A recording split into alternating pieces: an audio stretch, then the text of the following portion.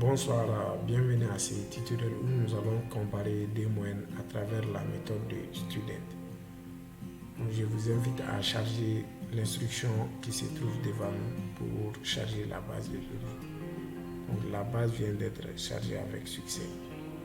Et je vous invite à taper str de la base donc, pour voir les informations des premiers éléments de la base de données.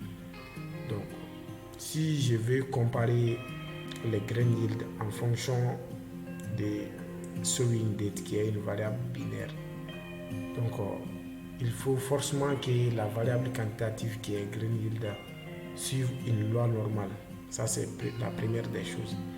Et il faut l'égalité des variances. Donc, c'est des conditions essentielles pour appliquer un test de Student.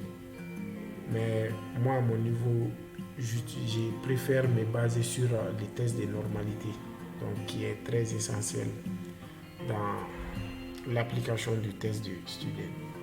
Et nous allons tester la normalité de la variable quantitative qui est grain yield à travers l'instruction sur-contre shapiro.test suivi du nom de la base et de la variable grain yield. Donc je vais cliquer sur Run. Donc vous voyez,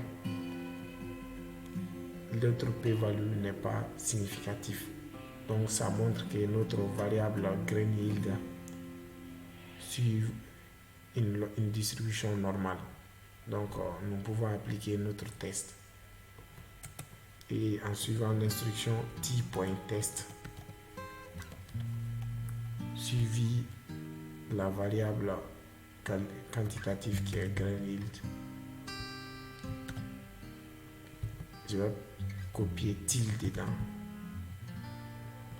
suivi du nom de la base dollar et de la variable binaire qui est showing date.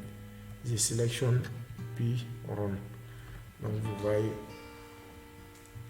nous venons d'appliquer les tests de Student et on voit qu'il n'y a pas de différence significative entre les moyennes des grain yield de SD1 et des grain yield de SD2. Donc, si vous avez aimé cette vidéo, n'hésitez pas à liker, éventuellement vous abonner sur mon compte YouTube. Merci.